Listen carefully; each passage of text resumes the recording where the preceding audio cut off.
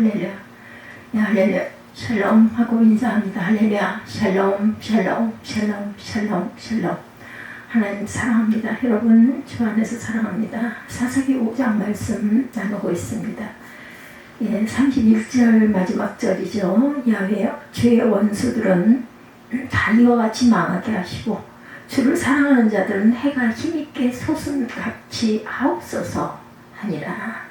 그 땅에 40년 동안 평온하더라 이렇게 말씀하고 있어요. 드보라의 외침이죠. 항상 힘있게 해가 솟음같이 하옵소서.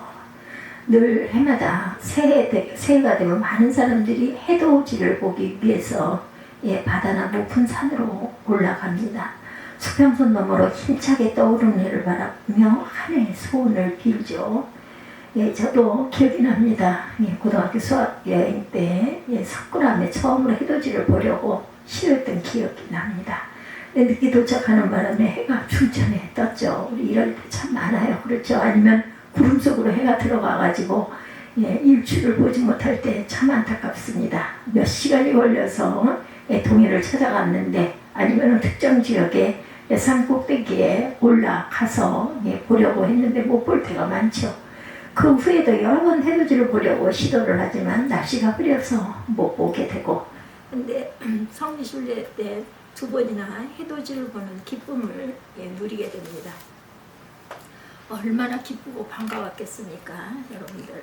그때 그 감격과 기쁨은 비록 말로 표현할 수가 없을 정도로 기뻤을 것입니다.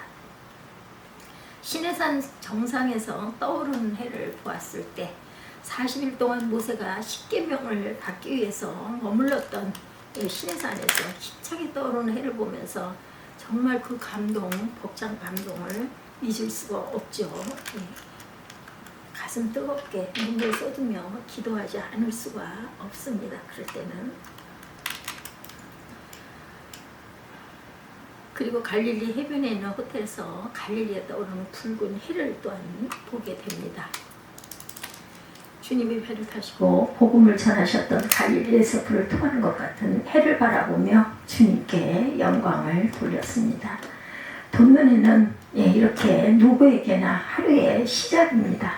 또한 출발점입니다. 돈눈에는 기대와 소망이 담겨있죠. 돈눈에는 힘이 있습니다. 과거의 모든 것을 뒤로하고 새로운 소망을 품고 달려가게 하는 힘을 갖고 있어요. 그러나 지면에는 하루를 마무리하는 시간, 휴식을 가리키죠. 석양이 아름답지만 어쩐지 조금 슬프지 않습니까? 석양 때 노을 아름다운 만큼 약간 서글픈 느낌이 들더라고요. 물러나야 할 시간, 지는 해, 그리고 석양은 이런 의미로 서글픔이고 아쉬움이 남습니다. 우리 인생 또한 그렇죠. 오늘 사사기 말씀 드보라 바라기 부른 승리의 개성과 승리의 노래죠. 승리의 노래의 결론은 바로 31절. 야훼 주의 원수들은 다 이와 같이 망하게 하시고 주를 사랑하는 자들은 해가 힘있게 도둠같이 하시옵소서. 아멘. 주를 사랑하는 자들, 하나님을 대적하는 자들은 모두 망하게 되고 하나님을 사랑하는 자들은 해가 힘있게 돋은 것처럼 승리하는 삶을 살기를 기도하고 있어요. 그럼 우리의 인생의 여정 속에 어떻게 하면 해가 힘있게 돋는 것처럼 승리하는 인생이 될 수 있을까? 본문을 이해하기 위해서 사사기 4장을 먼저 잠시 돌아봅니다. 사사기는 여호수아가 죽고 난 후부터 사울을 이스라엘 초대왕으로 세우기까지의 350년간의 중간기 이렇게 얘기도 하죠. 암흑의 시대 아니면 중간기다. 사울왕이 초대왕이 되기 직전까지의 기간입니다. 여호수아가 죽은 후 이 시대는 영적으로 암흑의 시기였다. 사사기의 키가 되는 말씀은 그때 이스라엘의 왕이 없으므로 사람이 각기 자기의 소견에 옳은 대로 행했다. 사사기 21장 25절에 이렇게 증거합니다. 여호수아의 사후에 이스라엘을 이끌어갈 강력한 리더십을 지닌 지도자가 없었어요. 하나님의 말씀을 선포하고 가르칠 수가 없었습니다. 백성들은 하나님의 말씀대로 살아가지를 못합니다. 여호수아가 죽고 난 후 세대가 지나자 하나님을 알지 못하게 되죠. 하나님께서 자기 조상들에게 행하신 일을 기억하지 못해요. 그 결과 바로 사사기의 비극이 초래됩니다. 하나님의 말씀이 사라지자 각기 자기 소견에 오른 대로 내 마음에 판단이 오른 대로 그대로 행동하고 살았다. 하나님은 이방 민족을 채찍삼아 이스라엘을 공격하게 하셔요. 하나님의 백성들이 이방인들의 압제 아래 고통을 당합니다. 그럼 정신이 들어서 하나님 앞에 회개하고 엎드리고 또 하나님은 그들의 간구를 외면하지 아니하시고 응답하시고 이렇게 해서 사사가 계속해서 반복해서 세워지죠. 당시 사사는 전쟁 시에는 전쟁을 주의하는 사령관의 역할을 했어요. 평상시에는 백성들의 재판, 행정을 이끌어갑니다. 사사기에는 온 일부터 시작해서 마지막 사사 겸 선지자인 사무엘에게 이르기까지 약 14명의 사사가 등장을 합니다. 오늘 본문 말씀에 등장하는 주인은 여사사 드보라. 이스라엘 백성들이 하나님의 목전에서 악을 행하고 그래서 하나님께서 하솔에서 통치하는 가나안 야빈의 손에 이스라엘을 붙이시죠. 팔아넘겨요. 당시 야빈의 군대 장관은 시스라였는데 철병거가 900대, 아주 강력한 군대를 가지고 있습니다. 이스라엘 백성들은 야빈의 통치 아래 무려 20년 동안 심한 학대를 받죠. 견디다 못해 하나님께 부르짖습니다. 그때 하나님께서 백성들의 간구를 들으시고 랍비도스의 아내 여선지자 드보라를 사사로 세워주신 거예요. 최초의 여성입니다. 우리는 본문에 등장하는 사사 드보라와 바락 그리고 용감한 여인 야엘을 통해서 해같이 힘차게 떠오르는 인생을 살아가는 지혜를 배워야겠습니다. 첫째로 한계를 극복하는 신앙을 가져야 하겠죠. 이스라엘 백성들은 무려 20년 동안이나 가나안 왕 야빈의 손에서 괴롭힘을 당해요. 이를 이방인의 압제에서 구원하는 사사가 바로 드보라 여사사입니다. 드보라는 유일한 여사사죠. 당시 사회는 남성 중심의 구조를 갖고 있었고 특별히 유대인들은 여자의 지위를 인정하지 않습니다. 유대인들은 항상 세 가지 감사기도를 드렸다고 그러죠. 첫째는 이방인으로 태어나지 않은 것을 감사, 둘째는 종으로 태어나지 않은 것을 감사, 셋째는 여자로 태어나지 않은 것을 감사했다 할 정도였던 그런 시대. 이처럼 여성들이 사회적으로 인정받지 못했던 시대에 드보라가 이스라엘의 사사 중에 유일한 여사사가 되었다는 것은 아주 대단한 기적적인 사건입니다. 특별히 드보라는 에훗이나 삼갈이나 온니엘 등과 같이 사사라는 한 가지 직분만을 수행한 것이 아니고 선지자와 재판장의 세 가지 직분을 모두 다 수행합니다. 여기서 우리 하나님께서 주시는 소중한 메시지를 발견할 수가 있는데 드보라처럼 관습이나 편견에 매이지 않는 한계를 극복하는 신앙을 가져야 되겠다. 우리는 사회적인 관습이나 환경에 매여서 살 때가 많습니다. 기존에 자리 잡고 있던 생각이나 전통을 뛰어넘는 것이 쉽지가 않죠. 변화를 원한다면 현실에 안주하는 습성, 변화를 원하는 것보다는 현실에 안주하고자 하는 그런 습성, 길들여진 코끼처럼 말뚝 주변에 매물 돌려고 하죠. 매여있는 짐승처럼. 주인에게 길들여진 코끼리는 더 이상 본래 이성을 발휘하지 못한다고 그러네요. 던져주는 바나나 먹고 재주나 부리는 짐승으로 전락해서 삽니다.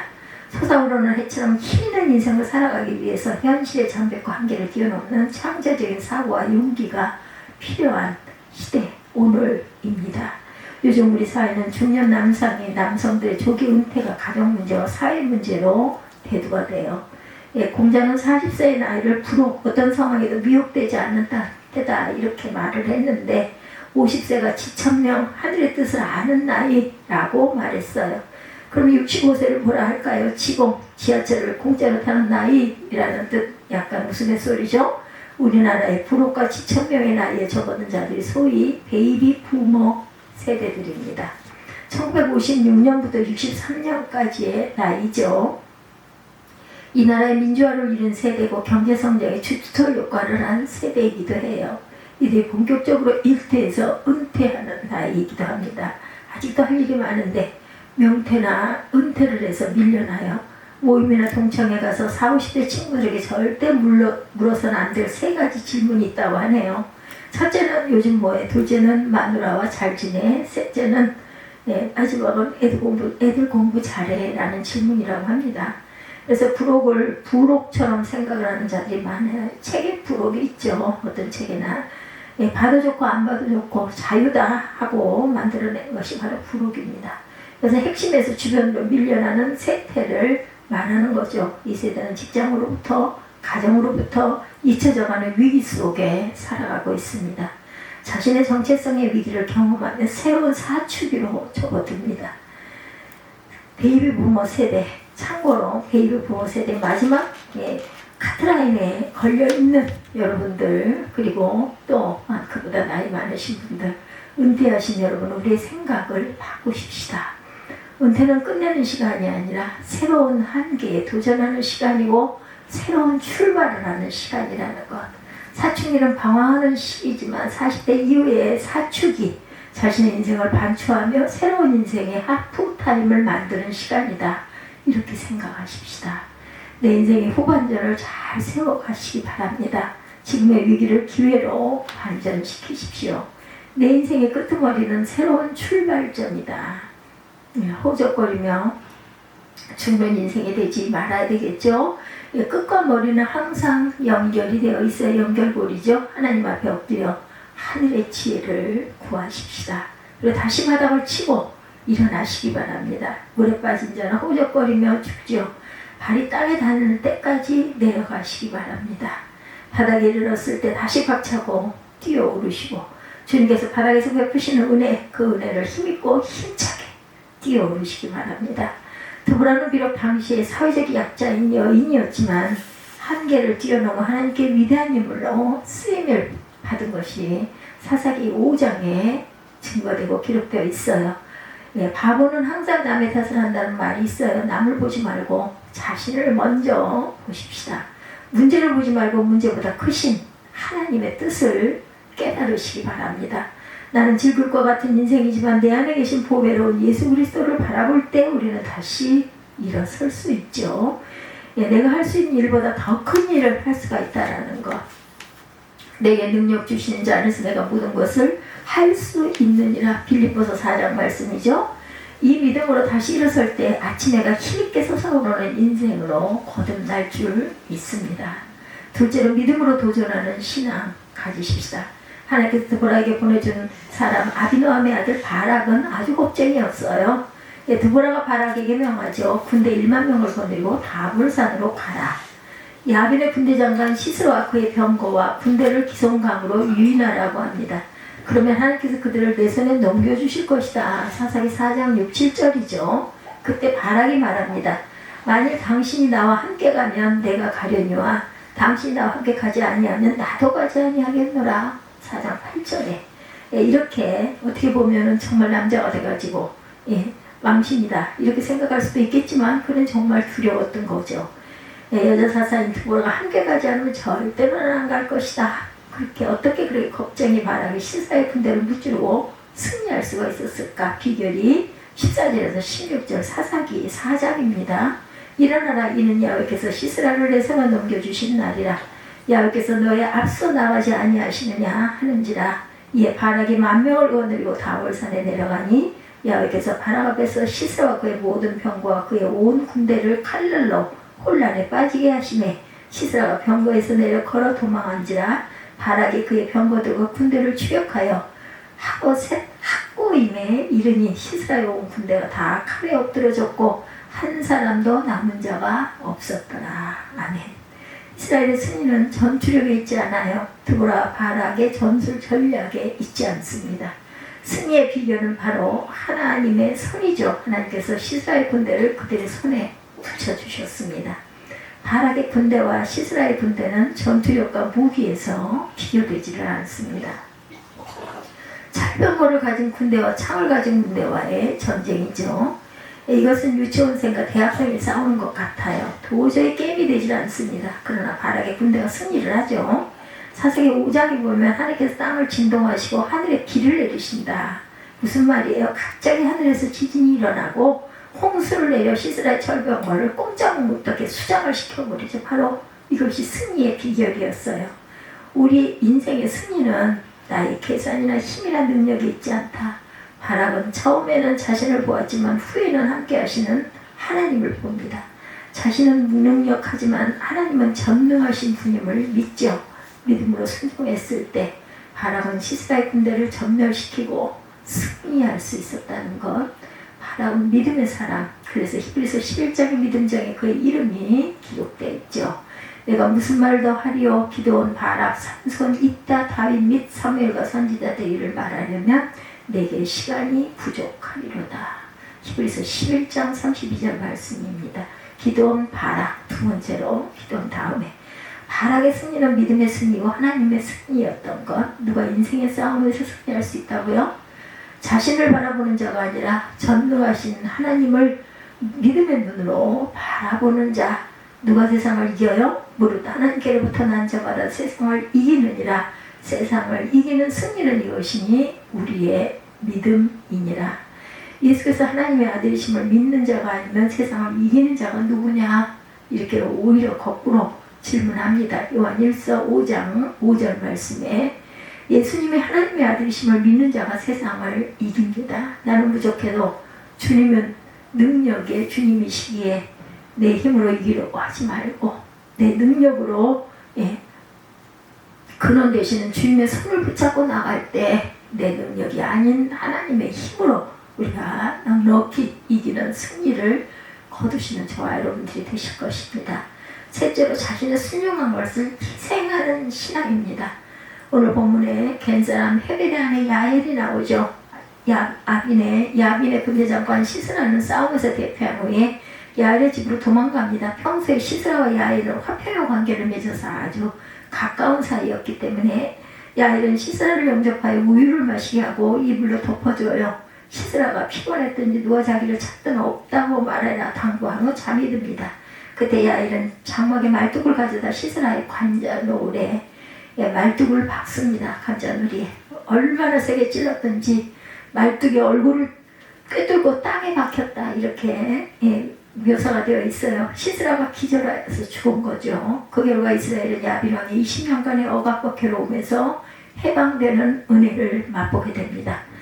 당시 시스라의 군대와 전쟁을 벌일 때 이스라엘 지파 중에 전쟁에 참여한 지파가 있고 참여하지 않은 지파들이 있어요. 스불론과 납달리 지파는 목숨을 걸고 싸웠다. 사사기 5장 18절이죠.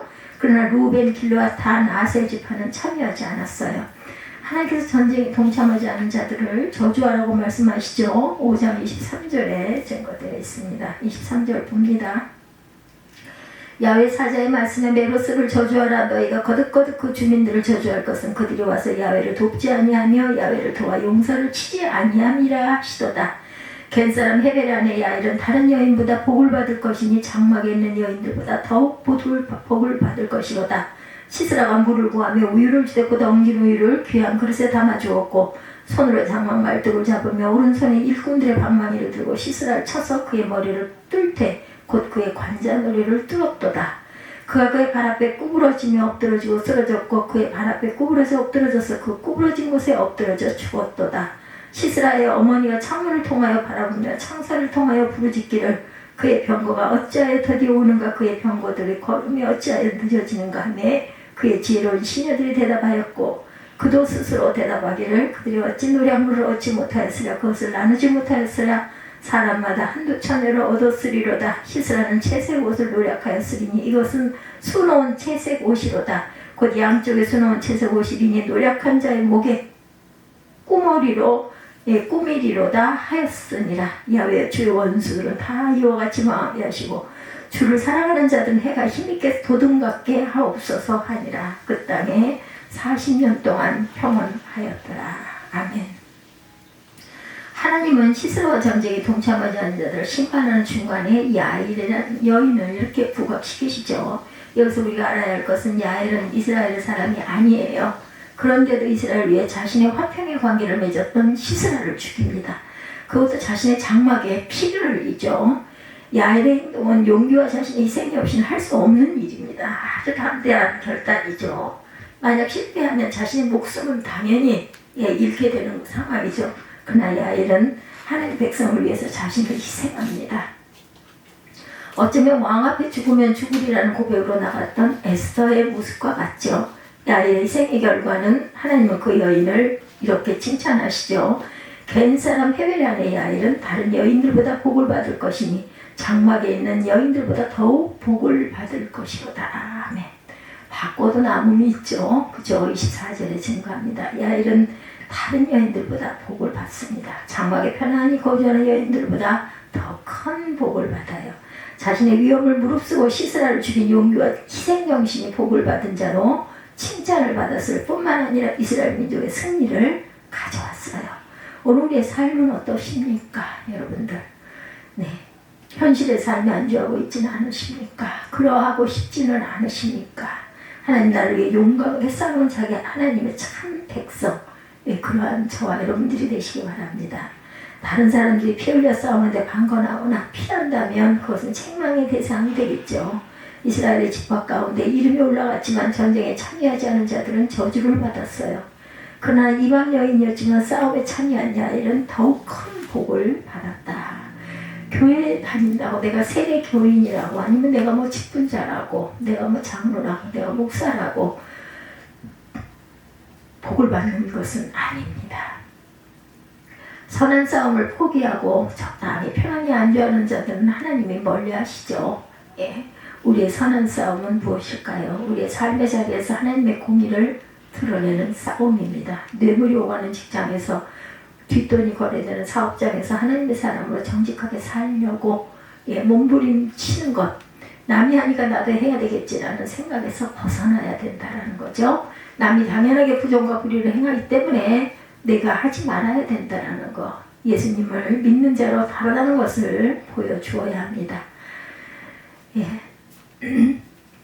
어떤 분의 이야기를 제가 옮깁니다. 원래 거래하던 A라는 회사와의 경쟁 관계에 있는 B 회사가 있었어요.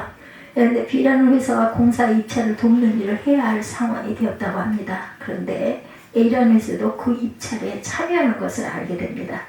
사업을 하는 입장에서 이미 시작된 일이니 최선을 다해서 B라는 회사가 입찰하도록 따내려고 내도록 하면 되는데 이 집사님은 그 사실을 알고 더 이상 B라는 회사를 위해 일을 할 수 없다고 말을 하고 중간에 그 일을 포기합니다. 근데 실제로 A 회사는 그 입찰에 참여하지도 않았다고 그래요. 가끔가다 보면 소문이 다 옳지는 않죠. 결과적으로 집사님만 손해를 봤죠. 그런데 이 소문이 A라는 회사에 알려지게 됩니다. A라는 회사의 담당자가 감동을 받고 자기 회사의 신뢰를 지키기 위해 기꺼이 자기 이익을 포기한 집사님을 신뢰하는 계기가 되었다고 그래요. 그래서 지금은 A라는 회사에서 모든 일을 맡겨서 사업이 훨씬 편하게 잘 되었다라는 간증을 들었습니다. 우리는 정직한 자의 형통을 믿어야 한다는 것, 하나님을 믿는 자로서 자신을 희생하고 양보하면 하나님은 더 큰 복을 주십니다. 세중에 가장 오래 사는 새가 솔개라고 하죠. 솔개의 원래 수명은 40년입니다. 그러나 장수하는 솔개는 30년을 더 산다고 해요. 비결이 기가 막힙니다. 40년이 되면 솔개의 모든 기능이 퇴화돼서 죽음을 기다리는 신세가 된다고 그러죠. 이때 솔개는 새로운 결단을 한답니다.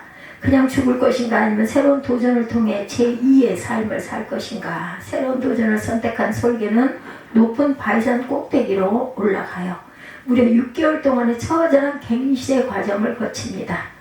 먼저 길게 자란 부리를 바위에 내리친다고 그래요. 입술이 터지고 피가 나는 아픔이 있지만 참고 견딘다고 하죠. 그러면 길게 자란 부리는 깨지고 새로운 부리가 나와요. 그 날카로운 부리를 가지고 자신을 덮고 있는 긴 털을 뽑아내기 시작합니다. 온전히 털 빠진 솔개로 완전하게 변해버리죠. 시간이 지나면서 솜털들이 부드러운 새털이 나오겠죠. 마지막으로 자신의 두꺼운 발톱을 뽑아낸다고 하죠. 이런 6개월의 처절한 갱생의 과정을 통해 솔개는 새롭게 30년을 살 수 있다는 거죠. 미물인 솔개도 자신의 생명의 연장을 위해서 이런 처절한 도전을 한다는 것. 하물며 우리들이 아무런 변화나 도전이 없이 해처럼 힘차게 떠오르는 인생을 원할 수가 있겠는가. 삶의 새로운 도전과 변화가 없다면 그 인생은 녹슨 인생이죠. 하나님은 오늘 우리에게 해같이 힘차게 떠오르는 인생을 살기를 원하십니다. 그 비결은 바로 한계를 극복하는 신앙, 믿음으로 도전하는 신앙이죠. 자신의 소중한 것을 희생하는 그러한 신앙이 저와 여러분들 안에 주님의 사랑과 영광으로 드러나게 되기를 주님의 이름으로 축복합니다. 해같이 힘차게 솟아나는 소망을 품고 가시기 바랍니다. 8절 초반절에 우리가 새 신을 택하였으므로 이스라엘에게 압주와 전쟁의 참화가 임하게 된 원인이죠. 무리가 새 신들을 택하였으므로 그때 전쟁이 성문에 이르렀으나 이렇게 얘기하고 있어요. 예, 성문에 이르렀으나 이스라엘의 4만 명 중에 방패와 창이 보였던가. 예, 이스라엘에게 압제와 전쟁에 그러한 점화가 임하게 된 원인이 바로 새 신을 택하였으므로 찬양하고 경배해야 할 하나님을 버리고 이방신과 우상을 숭배함으로 그러한 결과가 임하였다라는 거죠. 그들이 과거 알지 못하던 새 신들을 섬기기를 즐겨했어요. 당연히 섬겨야 할 하나님을 섬기지 아니하고 하나님 자리에 다른 것을 대치시킨 것, 그들이 과거 알지 못했던 새 신들의 섬기기를 즐겨하는 이것을 버려야 되겠죠. 오늘 우리는 드보라의 찬양의 앞부분을 보면서 우리 자신들을 돌아보는 시간이 되시기를 바랍니다.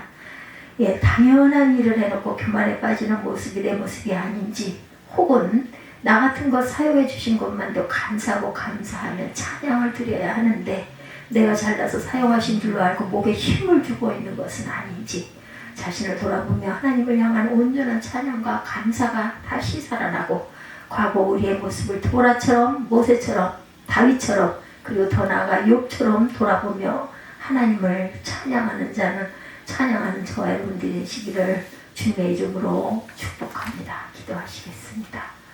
아버지 감사합니다. 즐거이 헌신하는 믿음의 자녀들이 다 되게 하여 주옵소서. 감사드리옵고 예수 그리스도 이름으로 기도드렸사옵나이다.